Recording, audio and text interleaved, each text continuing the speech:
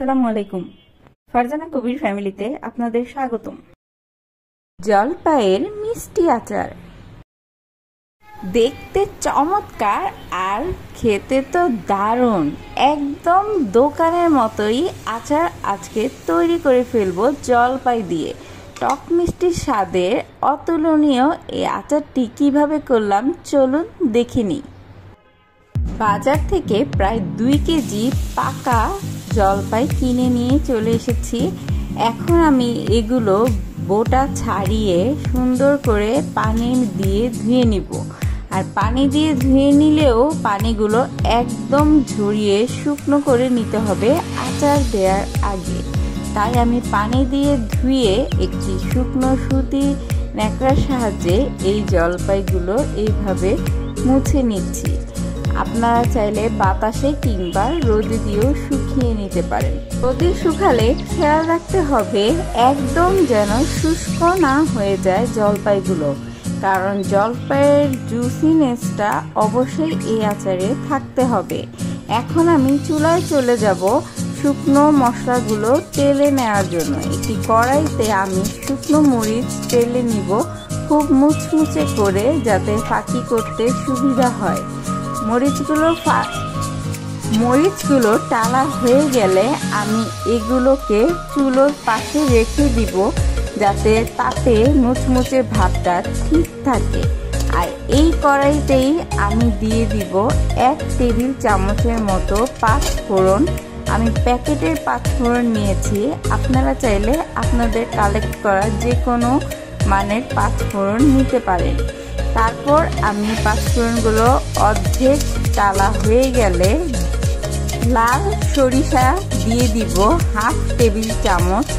লাল সরিষাটা extra করে দেই, কারণ এই সরিষাটা শরীরের জন্য খুবই উপকারী, ঠান্ডা সর্দির জন্য খুবই ভালো। এই জন্য আমি একটু বেশি পরিমাণে সরিষা দেই, আপনারা চাইলে এটি স্কিপও করতে পারেন। তারপর আমি সরিষাগুলো দিয়ে আরো ভালো করে নেড়ে ভেজে নিব। যখন আমি দেখব এই রকম করে ফোটা শুরু করেছে মশলাগুলো, তখন বুঝতে হবে মশলাগুলো হয়ে গিয়েছে। এখন আর বেশি ভাজা যাবে না, তাহলে মশলাগুলো পুড়ে তিতো হয়ে যাবে। এখন মশলাগুলো একটি ব্লেন্ডার জারে নামিয়ে নিব, আর তার মধ্যে শুকনো মরিচগুলো আমি ভেঙে দিয়ে দিচ্ছি, যাতে গুঁড়ো হতে সুবিধা হয়। মশলা তৈরি করে রেখে আমি কড়াইয়ের মধ্যেই জলপাইগুলোকে চটকে নিব। আমার জলপাইগুলো অনেক বেশি পাকা, তাই আমি এইরকম করে চটকে নিতে পারছি। আপনাদের জলপাই যদি শক্ত থাকে তাহলে আপনারা আস্তই চুলায় বসিয়ে দিবেন। যখন সেদ্ধ হয়ে আসবে তখন নাড়াচাড়ার মাধ্যমে এমনি মেল্ট হয়ে যাবে। এখন চুলায় কড়াই বসিয়ে তার মধ্যে আমি প্রায় 100 গ্রামের মতো সরিষার তেল দিয়ে দিচ্ছি, আর তার মধ্যে দিয়ে দিচ্ছি ছোট ছোট রসুন মাঝখানে কুচি করে কেটে ফোড়নের মতো করে দিয়ে দিচ্ছি। যখন তেলটি গরম হয়ে আসবে তখন এইরকম বাবল উঠে আসবে, আর এইরকম বাবল উঠে আসলেই আমি ম্যাশ করে রাখা জলপাইগুলো এই তেলের মধ্যে ছেড়ে দিব।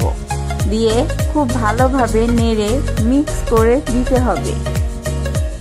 এই পর্যায়ে চুলার তাপটা মিডিয়াম টু লো হিটে রাখতে হবে।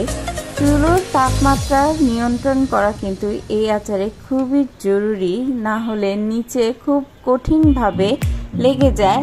খুব ভালোভাবে নেড়ে চেড়ে যখন এই জলপাইয়ের কালারটা পরিবর্তন হয়ে আসবে, তখন আমাদের তৈরি করে রাখা মশলাগুলো দিয়ে দিতে হবে। নাড়াচাড়া করতে করতে দেখুন জলপাইয়ের কালার কিন্তু চেঞ্জ হয়ে গিয়েছে। এখন প্রায় 50% মতো মশলা আমি এখানে দিয়ে দিব।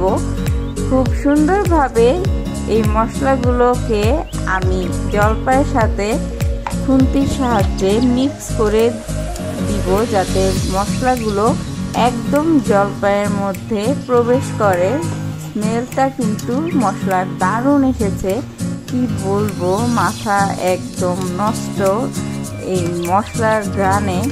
তো যাই হোক, এখন খুব সুন্দর করে মিক্স করে আমি তারপর এর মধ্যে 2 চা চামচ লবণ দিয়ে দিব আর দিব চিনি। আমি চিনি দিয়ে এই জলপাইয়ের মিষ্টি আচারটি করছি, আপনারা চাইলে গুড় দিয়েও করতে পারেন। লবণ দিয়ে খুব ভালোভাবে নেড়ে মিক্স করে নেওয়ার পর আমি এইখানে 2 কাপের মতো চিনি ব্যবহার করব। চিনিটা আমি ধাপে ধাপে দিব, টেস্ট বুঝে বুঝে। একবারে দিলে কিন্তু এইটার স্বাদ অনেক হয়, বেশি মিষ্টি হয়ে যাবে, না হলে একদমই কম মিষ্টি হবে, টকের পরিমাণ বেশি থেকে যাবে। তাই একটু ধাপে ধাপে দিলেই ভালো। এখন অনেকটা ড্রাই হয়ে এসেছে আচারটি, কিন্তু চিনি দিলেই হয়ে যাবে জাদু। চিনি দেওয়ার পর আচারে পানি ছেড়েছে, এখন কিন্তু অনবরত ভালোভাবে নেড়ে এই চিনিগুলো ভালো করে আচারে মিক্স করতে হবে। আর নাড়া থামানো যাবে না, তাহলে নিচে লেগে যাবে। এখন অনেক ভালো করে নাড়তে থাকবো। নাড়তে নাড়তে এক পর্যায়ে আরেকটু কালার চেঞ্জ হয়ে আসলে তখন আমি বাকি যে গুঁড়ো মশলাগুলো আছে ওইগুলো দিয়ে দিব। এই মশলাগুলো দিয়েও নাড়তে হবে যাতে আচারে মিক্স হয়ে যায় খুব সুন্দর করে। মশলাগুলো ভালোভাবে আচারে মিক্স করে নেওয়ার পর একটু টেস্ট করে দেখেছি আচারে টকের পরিমাণ বেশি আছে। যেহেতু মিষ্টি আচার, তাই আমি আরও 1 কাপ পরিমাণ চিনি এখানে অ্যাড করে দিব মিষ্টি বাড়ানোর জন্য। আর আপনারা যদি এই আচার অনেক দিনের জন্য সংরক্ষণ করে রাখতে চান বা আরও বেশি পরিমাণে করতে চান, তাহলে এই পর্যায়ে আচারে আপনারা হোয়াইট ভিনেগার 1 টেবিল চামচের মতো ইউজ করে নেবেন। আমি এই আচার বেশি দিনের জন্য সংরক্ষণ করে রাখবো না, অল্প পরিমাণে করেছি, আমার আচারগুলো খাওয়া হয়ে যাবে, তাই আমি ভিনেগার ইউজ করছি না। খুব সুন্দর করে নেড়ে যে পর্যন্ত না ড্রাই হয়ে আসছে সেই পর্যন্ত আমি আচারগুলো নেড়ে একদম শুকিয়ে নিব।